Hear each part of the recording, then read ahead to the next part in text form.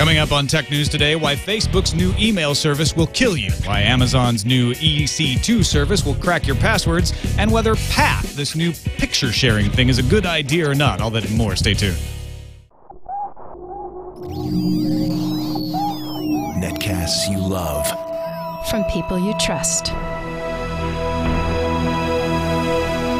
This is TWiT. Bandwidth for Tech News Today is provided by Cachefly at CACHEFLY.com.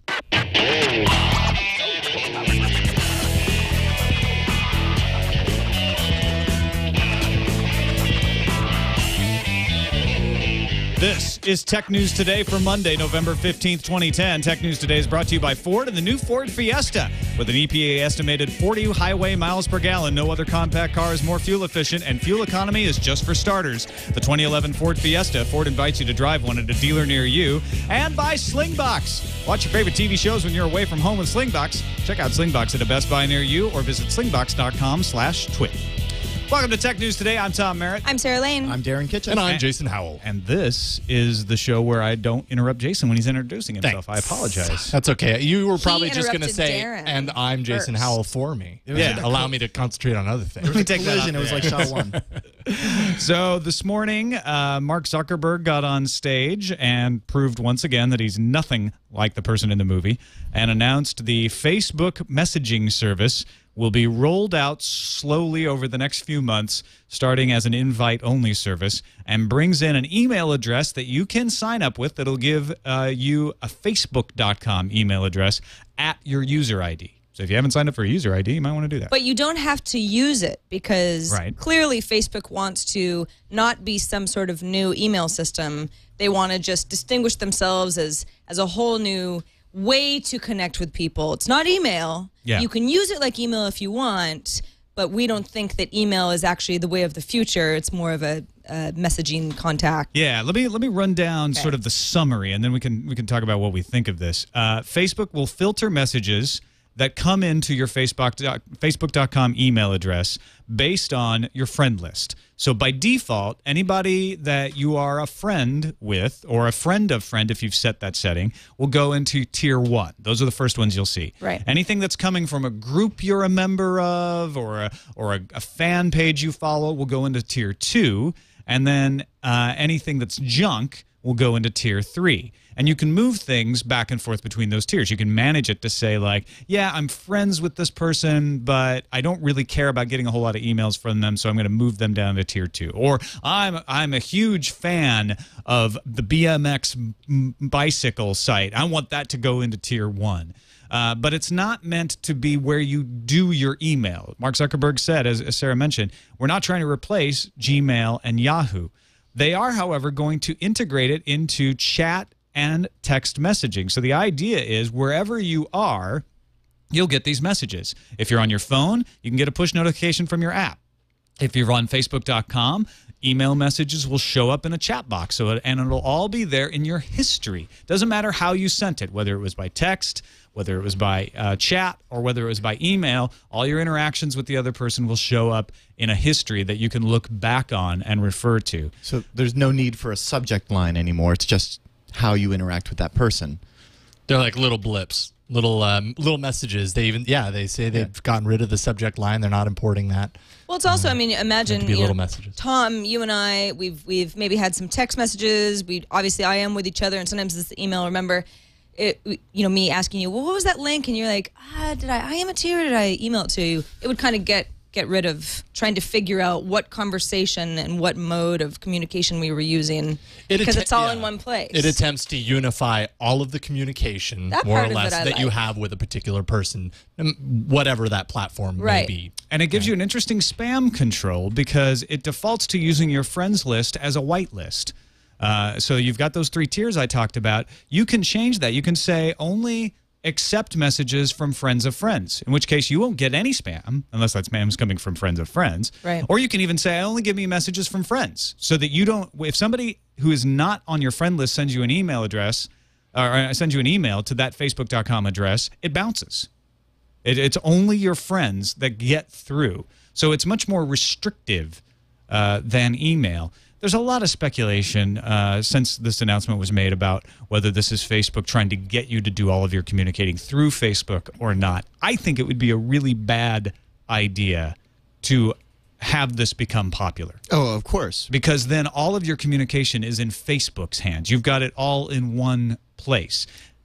And granted, that could be true of Gmail and Yahoo and Hotmail as well, but it seems like they want to we want to take your text messages, we want to take your instant message, we want to take all of this stuff and consolidate, which is a great thing, but then you're relying on Facebook for everything. And if you want to leave Facebook, can you take all that stuff? Also, the idea, this way of communicating differently is great for us, but sometimes email is used formally for the right reasons. Right. I mean, if I'm applying for a job and they want an email, I mean, email can be formal and it can be fine. I mean, I wouldn't want to get rid of that option. Yeah, absolutely true. On a privacy sense, I hate the idea that all of this in one place, where at least as it is today, they'd have to subpoena your ISP for your email and your cellular carrier for your text message and all of those different things. But with Facebook, I don't know. I just kind of get the idea that the feds could just walk up into Facebook and be like, "Yo, we need everything on this guy."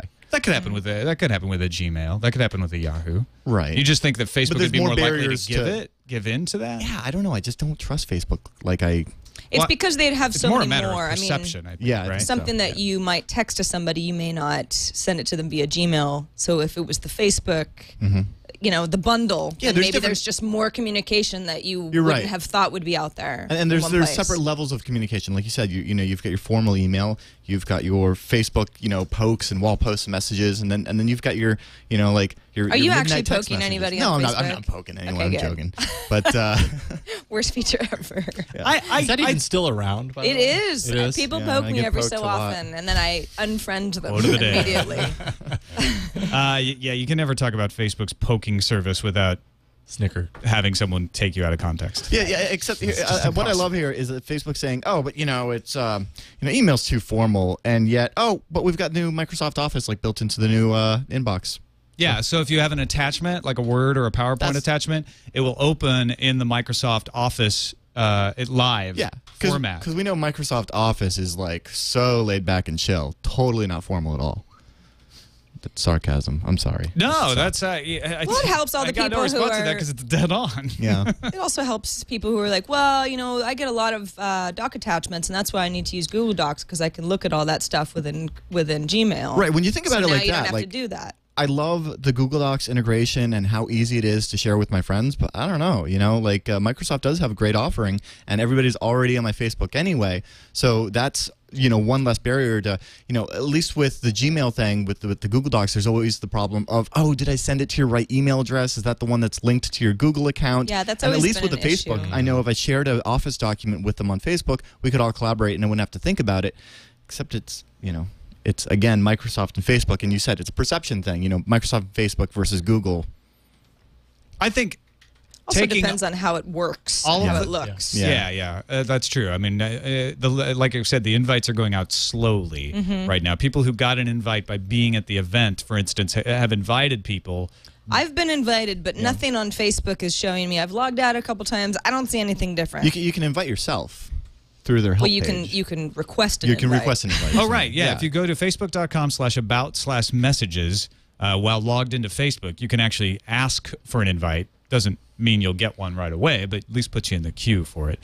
I think taking the perception of Facebook aside, taking the question of how much will people use this aside, and just looking at it technically, the idea of giving you the option of using email to send messages in and out of Facebook is a good thing. It's more open. Totally. It's another way to access Facebook. If I'm in my Gmail and I know, you know what, I want to post to Darren's wall, instead of going to facebook.com and opening up and then finding Darren and posting the wall, I can just send to Darren at facebook.com. Yeah. And you already know it's Darren Kitchen because we've already created our usernames back in last December or whatever it was, but we all rushed to get that username. So there you go. And what is it, FB.com? FB.com is actually the new corporate email that they bought the domain from the Farm Bureau, and they're using that for their corporate mail. And they used to have Facebook.com for their corporate mail. All of their employees have to give up their Facebook.com accounts now, or or you only have Facebook.com accounts with their Facebook accounts, and their corporate mail will become FB.com. Okay. So they're basically prioritizing their users above themselves. Nice. Well, there are a lot more users than there are employees. Yeah. So probably a good idea. And Yahoo did this. Yahoo.com is the mail for users, Yes. not the mail for corporate. Tech TV, we didn't Tech do this TV for Corp. users, but Tech TV Corp was our corporate email. Yep. TechTV.com was our public email. That's right. HTC Trophy will be coming to Verizon in early 2011. This is the long-anticipated Windows Phone 7 on Verizon that everyone's been talking about for years. Waiting for this one for quite a while. Actually, this is coming from Engadget. According to them, a special offer for Microsoft employees has been circulating, valid through December 31st, 2010. If you're a Microsoft employee who renews your contract with Verizon instead of accepting another carrier's Windows Phone 7, you will get the Verizon HTC Trophy in early 2011. Doesn't even give you a date. But it says they'll reserve that for you for $200, and you'll get it as soon as it launches. Yeah. And it's a quad-band global phone. So, CDMA, GSM, the whole nine. So this is limited to Microsoft employees. None of us can get it. They can order it by December 31st. But it does mean that this phone will exist and presumably sold to the public, right? We'll have to find other ways to break SD cards. No, only if you work at Microsoft. Yeah, exactly. It's like, look what I have. Guess where I work. All right. We have another cryptic tease from Apple. This one coming on their website, and it's not a press event. Apple.com, if you go there right now, says, tomorrow is just another day, period, that you'll never forget. Sentence fragment. Thank you. Think different. All right, so tomorrow's just another day, like any other Tuesday, but we'll never forget it. Yeah. But by saying that, even if it's the dumbest announcement in the world, we'll still never forget it because it'll be that day It'll be that, harder. That they have that the dumbest Apple announcement told in the us world. that we wouldn't forget it, and overhyped. whether or not it's cool, we won't. They have So clocks. they've won. They have clocks up here that say 7 a.m. California time, 10 a.m. New York time, 3 p.m. London time, and midnight Tokyo. So assuming that this is the time of the thing happening, whatever it is, it'll happen at 7 a.m. Pacific tomorrow. Maybe 10 it's a a.m. reminder system built into iTunes, huh? Hey. It'll wake you up in the morning. It's a brand new iCal. Or maybe the new announcement logo. is iTunes has fixed the problem with daylight savings time in the iPhone. You'll never forget to go to that place again, iCal with whatever it social was. networking built in, and it knows your friends in New York, and it's like, hey, Jason's waking up at 10 a.m. for you. For Push, you. push Be late. your ping updates to Facebook email. Oh, man. Gene Munster issued a note to investors Monday saying he thinks that the announcement will probably be a cloud-based iTunes service that would allow content streaming to internet-connected devices. This seems to make the most sense. They've been building out a data center in Maiden, North Carolina. They bought Lala that used to allow you to do just this. You would upload all of your music and be able to access it through lala.com. And there haven't been any reports of deals signed, new deals signed, between the record companies and Apple. So we wouldn't necessarily see a subscription service unless there was a new deal signed. The most likely thing is that Apple's saying, look, Lala had figured out how to put up stuff and stream it. We're going to do that. The problem is if they do that, they're treading on legal territory because mp3tunes.com did exactly that and has been sued, and they're still in court. Well, just to speculate here, I mean, they just announced all this beautiful new iPod hardware. We're coming up in the holiday season. To give it that extra oomph, wouldn't it be perfect to bring out, just in time for Christmas, a streaming music solution that would tie into these? Not without a deal with the music industry. Which Well, they've but what you're been saying- working on. But what you're speculating on is a streaming music service where it just uses your own iTunes library, right? Right. Well, can't you already do that with apps on iOS devices anyway? Sure, there's lots of third-party ways to do this, but MP3 Tune's brilliance was it was a system. Lala's brilliance is we take care of it all. You don't have to think about it. You don't have to go search around and find anything. It's one of those things where, yeah, this is totally possible already, but if you're in iTunes already, this is going to add it. My guess would So be it you're would be thinking- tied into MobileMe. Okay. You'd have to have a MobileMe subscription, and then they'll add the ability to store your iTunes music on MobileMe and access it from any device that's MobileMe authorized. Man, they just love to throw whatever they... I mean, like, if your speculation pans out, that's just even more thrown into iTunes. That wonderful, beautiful what is it, up to a Bloated. gig now? Yeah, right. Well, yeah, this will make iTunes twice as big. Yeah. Also, thanks to TapChoose in the chat room for tipping us off. Wall Street Journal reporting that Apple iTunes is going to get rights to the Beatles tomorrow. Oh, come on. Oh. That's So you not think gonna you be hit the Apple site and there's going to be a big How can we- Beatles how can promo we on not? it? And- Throw this if rumor that was around. Yeah, you the gotta put it in announcement there. tomorrow, I would be thrilled. I would actually be really, really happy if that was the announcement tomorrow. Just because Then we could be done with it. It's the mythical creature that wasn't actually real. Yep. It's walking along with unicorns right now. Yes. Well, now, wait a minute. It's coming out when Wait a Duke minute. Nukem Forever releases. Tomorrow is Just Another Day, which is a Paul McCartney reference Oh. to the song It's Just Another Day. And it's sort of, it's not like the Beatles reference that anyone would just know. If you're That so you'll never I, forget. I consider fool myself a on a Beatles fan, but I didn't get I remember that their at music first. event from last It's year obscure. having enough of a tie-in like that, like that loose. That as can't well. be No. the announcement. We'll know tomorrow. It's just Well, like a yeah, a Paula's lot of Dead people will thing. know by the time they listen to this. So let's go ahead and move on and thank our sponsor, Ford. You probably remember when Leo went out to Dearborn last July and checked out the Ford plant out there that's been in action since the 1900s. The facility in Dearborn is 1 3/4 miles long, half-mile wide, rooftops covered with succulents, that'd be plants, which help keep the facility cool during the summer, reduces energy costs, and adds plant surface area to the planet. Ford also uses an asphalt paving material, which enables rainwater to run through to the ground. That helps the environment. And they've also created the EcoBoost V6 engine, which is a powerful engine, 365 horsepower. Standard in the Taurus show. It delivers a ton of power, the power of a V8. And you've probably heard us talk about the 2011 Ford Fiesta. This car is the most fuel-efficient compact car on the road today, has an EPA estimated 40 highway miles per gallon. That's about what I get from my Prius. It's actually probably better on average. Through the decades, Ford has been an innovator, and the 2011 Fiesta is no exception. From the assembly line that Henry Ford innovated in the 1900s to all the innovations Ford brings to the market today, the EcoBoost engine in the Taurus show, the 2011 Fiesta, and of course, voice-activated Ford Sync. You know, we've talked about that, the in-car communication and connectivity system. We invite you to stop by a dealer and drive a new Taurus SHO, the show, or Ford Fiesta this week. See what innovations at Ford are all about, and we thank them for their support of Tech News Today. So we now know why there's no Netflix app for Android. Apparently, it's the openness.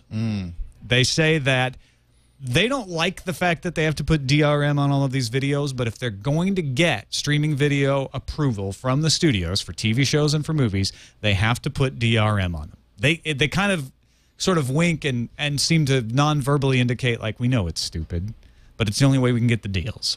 And the problem with Android is there is not a universal DRM solution because it's open. So there's different implementations. So they have to go to everybody who makes the phones and figure out the solution, Yeah, it's which a is, I phone mean, by phone solution. even with just the big vendors, that's like 10, 12 different deals. So that's why there's a Netflix app for iOS, there's a Netflix app for Windows Phone 7, but there is not a Netflix app for Android. They say they will make them for specific phones, but you won't be able to just release one into the marketplace. Right. It's similar to the reason that you don't have Netflix on Ubuntu or Linux, for that matter, without having to go through a bunch of hoops, run it through like emulation and wine and all that fun stuff, is because it's open. You can have DRM or you can have open. You can't have both. And the way that it works with Android is, well, yeah, sure, it's open until Google gives it to the carriers. The carriers then customize it, put their little branding and fun stuff on it, and then compile it and put it out to their phones. So really, it's fragmented because the version that's on your Droid X is not the same that's on my Droid or your Droid 2 or your Incredible or your whatever you have. A similar issue with Android is also reported today on Slashdot. Security researchers have demonstrated a vulnerability in the browser because with Android you have to authorize an app to install itself. Yeah. But once you've authorized that, it can install other apps. Right. So the browser, because it can go to a third-party website, if that website can exploit a security hole, could theoretically, and they've demonstrated it, install other apps without your knowledge. Because the browser thinks it's updating a plugin, and that's part of the browser already. And since you already have authorized the browser, then there you go, right? Some additional code.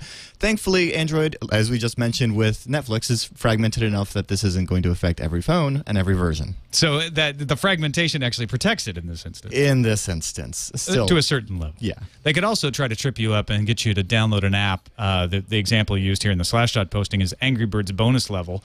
Once you downloaded and installed a questionable app, then that app could do the same thing. Yeah, John Eberhard did a demo of this Angry Birds bonus level apps in the Android marketplace, and when you install it, it also in the background goes ahead and installs a fake toll fraud and a fake contact stealer and a location tracker. Not real versions of any of these, malicious software, but just as a demonstration of proof of concept. Yeah.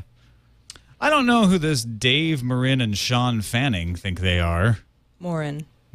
Yeah, I know, but I couldn't mispronounce Fanning. It just doesn't Fanning. Fanning. But they have launched a new company called Path, along with some other famous backers, and it is a social network for photos that limits you to only 50 contacts. I mean, for anyone who hasn't fooled around with Path yet, it's getting a lot of attention online because it's like the antithesis of the way social networks work. By limiting people to only having 50 friends, it's very similar to Instagram. I mean, just to compare, if you're on Without an iPhone, filters. yeah, no filters. But I mean, it works very much the same way as Instagram. But instead of trying to get as many people to see your pictures as possible, you choose your 50 closest friends, or people you trust the most, or people you want to share the most with, and that's it. That's your cap. And it's they're getting some backlash. People going, this is interesting. Because it's supposed to mask, well, not mask, but it's supposed to emulate the way that our actual human condition works. Yeah. Where we can't really have that many more than maybe like 50 close friends at a time because humans can't handle that. So it's supposed to go against the whole amassing a group of friends that aren't really your friends. Nobel-winning economist Daniel Kahneman gave a talk at TED conference about giving a network, not taking a network, and they've taken that idea here to say that they're going with Path. You're going to capture daily moments that mean something to your friends. Right. So unlike Twitter, which gets bashed for don't tell me you're eating a sandwich, I don't care. This would be like, I'm going to take a picture of this Reuben sandwich because my friends know how much I love Reubens, and they're going to go, oh, there's Tom eating a Reuben again. The problem with this, though, is that it's photo-based. And when you take a good photo, you want to share it with everybody. Now, I know that there's certain, if I took a picture of you guys, holding up something on the iPad that it's like an inside joke that no one else is going to get, I get that. But for the most part, when I'm sharing stuff on Instagram, say, even if I don't apply a filter, I'm sharing it because it's a cool picture and I think that I'm going to get, cool cred points from people going, oh, that's a really good picture that Sarah took. There aren't that many instances where I'd want to share something private enough that 50 people I choose to be part of my network would all get. I don't know. I don't. Maybe if you could create multiple accounts, like a family path. That way my family gets my pictures that it's only good for them. It's almost like if it was more like Facebook groups, I could see it being more useful to me. Yeah, that's where I don't see it because, Facebook privacy is already difficult enough. But for me, this is, I kind of like the idea because, I don't know, but you guys are like, it seems like sometimes the back channel even needs a back channel of its own. And sometimes things are just way too public. But there's just another interesting thing going on here in Path, which is the idea that when I choose to share with someone, it's one way from me to that person. It's not automatically reciprocal, and that person doesn't have to accept. If I say I want to share with Darren Kitchen, everything I take is then shared to Darren unless he takes action to pause me and get me out of his stream. It also means I don't see Darren's stuff until Darren decides to share back with me. So if you share with 50 people, you may not be receiving shares from the same 50 people. Right. The idea is you might say, well, that sounds horrible. Yeah, I can just push myself on somebody. You only can share with people in your contact list on your mobile device. It's the iPhone right now. Right, but the contact, the point of contact isn't their phone number, it's their email address. And that's just kind of... Well, actually, it could be phone number or email address. Can be. It'll pull from contacts. It's whatever your contact info is. I did it on the web and not because there's no Android app that You know what I did is I downloaded Path on my iPhone 4, which is actually a review unit that I don't have any contacts in, so it was completely useless to me. But that's where I want Path because the camera's better. Gotcha. You know? I also used an email address that is largely a spam address that I just sort of push out when I don't want to share my Gmail. So now I've got people I've corresponded with over the years for some reason or another, or who at least have corresponded with me, that now I'm having to pause one by one in Path. I mean, I've only been on it for a day, but already this Tom Merritt guy keeps sending me these photos. Exactly. Yeah. It's just pictures of my lunch. I love Rubens. But that's We'll you know talk about after the Tom show. and his love for Rubens. But in all seriousness, I think I used it wrong.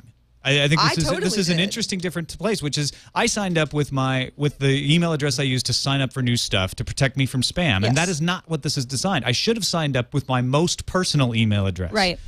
So maybe you can change it, but it's taking a page from Apple and saying we're going to keep these things simple. We're going to restrict you in order to provide better functionality instead of being like throwing everything at you. It does sound kind of exclusive in the sense that you can only have 50 people. And you know, Well, that's their who's in hook. your- That's why, I mean, Instagram has enjoyed rapid popularity. I mean, they're amassing like 100K new users per week. And so Path is going, we seem like Instagram, but we're kind of the opposite of Instagram when you really get down to it. So we're not a competitor. We're approaching things differently, and that's where some people are going to love it and some people are just not going to get it. I think they're asking a lot of the way we have been groomed to use social networks for us to just start going at it from a different Doesn't mean it's perspective. bad, but No, I just think it's I mean, it's hard for me to paradigm get my shift. head around it. Yeah, the allure is that it's a private social network, like more restrictive than other ones that you may have just added. Oh, that guy from high school, and then the whole friend of friend thing and the everyone thing, and this sounds like the privacy thing is easier. But again, remember people that there's always saving the image out. Put it on an image share site. So again, take caution in what you post. Exactly. Even on a quote unquote private. 50 social of your network. most private friends have another 50 friends, and we all know how that works. And so on, and so on, and so on. Today, Amazon EC2, which is one of their shared cloud-based services, is providing cluster GPU instances. So another example of the graphic processor becoming the CPU. It's an instance in the Amazon cloud that provides you with the power of 2 NVIDIA Tesla Fermi M2050 GPUs. Now, we don't need to go too deep into this because there's probably only a few of you out there that are really going to use this.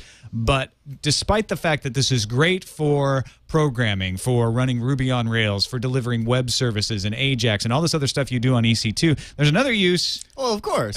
For this. GPUs are a wonderful device because they crunch numbers in such a different way than our general purpose CPUs. And one of the fun things that we've been using them for quite a while is actually breaking encryption. And Thomas Roth, a great German hacker over at stacksmashing.net, has put together a little demonstration of how he used Amazon's EC2 cloud to build a gigantic Beowulf cluster of password cracking to crack SHA-1, which is a hashing algorithm that the NSA developed, and it's kind of got some issues, and it can be cracked. And if you have enough hardware to throw at it, you can crack it pretty quickly, which he was able to do. So instead of having to have all that hardware yourself, he just rented some hardware from Amazon. So thank you, Amazon. You're going to make cracking MD5 and SHA-1 and all sorts of other fun things so much easier. Forget the rainbow tables. is this a real danger? Do we need to worry about this? Is password cracking going to run rampant now? No. As long as you use a different password on every site, you're all good. Well, as long as you but what about the people who don't? Well, stop. You need to stop that practice immediately, because if somebody gets your hash on one of those sites, then it's all null and void. All right. Let's thank our other sponsor, Slingbox.com. They helped bring us the coverage of breaking news about the Facebook messaging this morning. Slingbox lets you watch your home TV wherever you go. If you are in Shanghai and you've got an internet connection, you can watch your home TV on your laptop, on your BlackBerry, on your iPhone, now on your Windows Phone 7. Sarah and I saw the new iPad app for Slingbox. Lets you watch your home TV on your iPad. That's coming, they said, cranberry sauce time frame, right? Right, yes. Was that the quote? Yeah, they were saying, yes, cranberry sauce soon is the term for in a couple of weeks. So hopefully in a couple of weeks, definitely by the end of the year.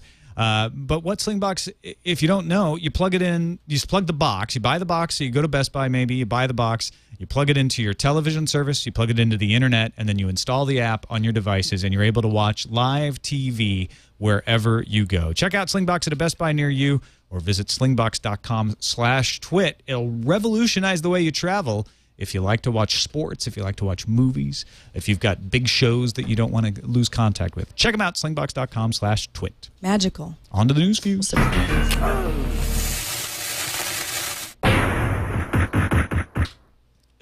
Whether or not you're excited about Facebook's email plans, you can't argue with their success. Well, you can, but you'll lose. They just became the third largest tech company based on market valuation. They passed up Yahoo. They passed up Expedia.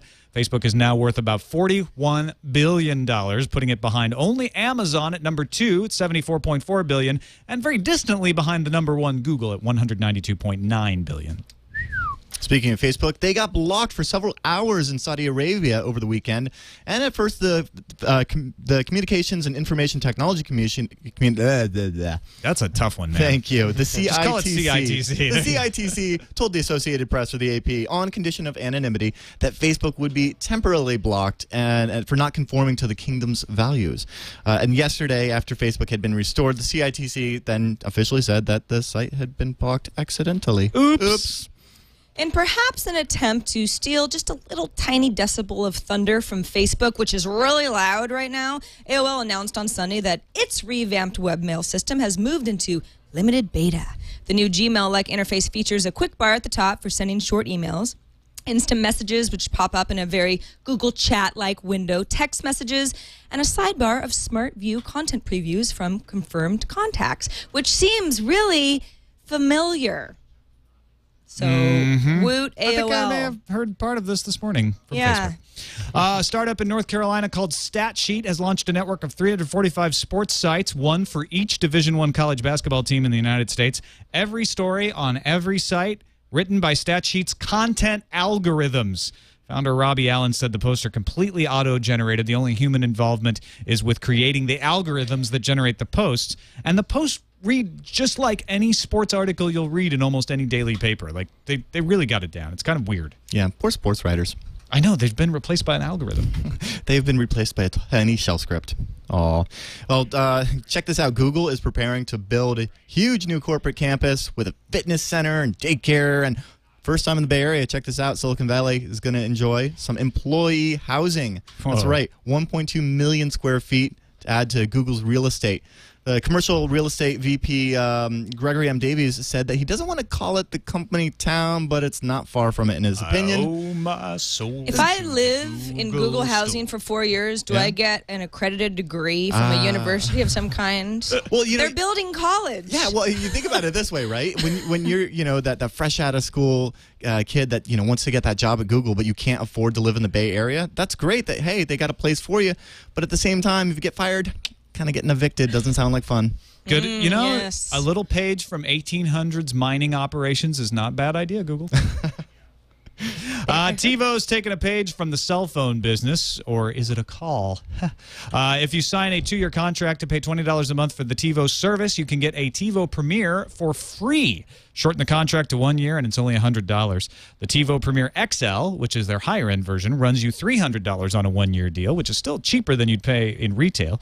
You can also get a TiVo without a contract, unlike cell phone companies, for full price, and then you only pay $13 a month for the service, and there's still that $400 lifetime option. Attention, Google shoppers. Product search is going local. Starting today, Google users will see 2 new links on search results pages for product searches, stores nearby, and an inventory update, which will advise shoppers if a product is in stock, in limited quantities, or out of stock. You can also get a list of nearby stores that carry that product with Google Maps for handy directions. And I actually tried this out because I'm sort of in the market for a D7000. So I looked it up, and sure enough, there is nothing near me. Well, near us here in the cottage. At least you know now, and that's But the half feature battle. is there, and it's live, and it's pretty cool. Nice. Well, check it out. The levels of spam have fallen by almost 50% since August 2010. According to figures released by Symantec, they show that the amount of email messages over the net has dropped 47% in 3 months, and the decline was put down to the arrests of those behind spam-sending botnets and intelligence that saw spam-sending systems shut down. Sadly, though, this stuff usually just bounces back after a couple months. So Yeah. I expect to see that. All right, let's finish up with Kinect Craziness, according to Crunch Gear. This is a new way of hacking the Kinect, which has exploded since Adafruit put out the challenge. This one uses the Kinect to combine its depth-aware system with a normal visual and create sort of this crazy 3D video. It's beautiful because, I mean, it knows the geometry of the room. It already knows what the room looks like, so it can map those textures to the geometry. It's a little crazy looking. Like, the guy's only got half a head. Well, that's because he only has one Kinect doing this. Imagine if you had a room with like 6 or 8 Kinects pointed in different directions, and they were all mapped out to kind of put the mesh together and Would you map the textures. really need 6 or 8? I don't know. I don't know how many you would need. 3? Maybe 3 would do it, but the more you add, the better your resolution would be. Obviously, the real yeah. problem, Very minimum 2, 1 on each side. yeah, because you can't see behind him. So when they try to swivel 360 degrees, you see his face on the back of his head, and it gets all nightmare-like. But Yeah. Well, that's because he's 2D. I don't know if you knew this about him. yeah, he actually exists in 2D He's in real a life. sprite. That's true. You know, he's a side scroller. We should point that out. He can only run to the right. He's actually the inspiration of the original Mario. Oh. Shall we move on to the calendar? Yes. There's a lot of stuff going on. Microsoft launches new casual games hub for the casual gamer and all of us. Or not. If you're a casual. You know, this is like the Bing Microsoft Live online gaming. Yeah. AMD is promising Radeon HD 6900 series launch the week beginning December 13th, which is not that far. Doesn't mean you'll be able to buy it. They haven't said that part, but they're going to launch it. Galaxy Tabs coming to AT&T November 21st. $650, that's the price on that. U.S. Cellular also on the 19th for 2 packages, a $399 and a $599. U.S. Cellular, not even a nationwide carrier. White Sox fans will know it well.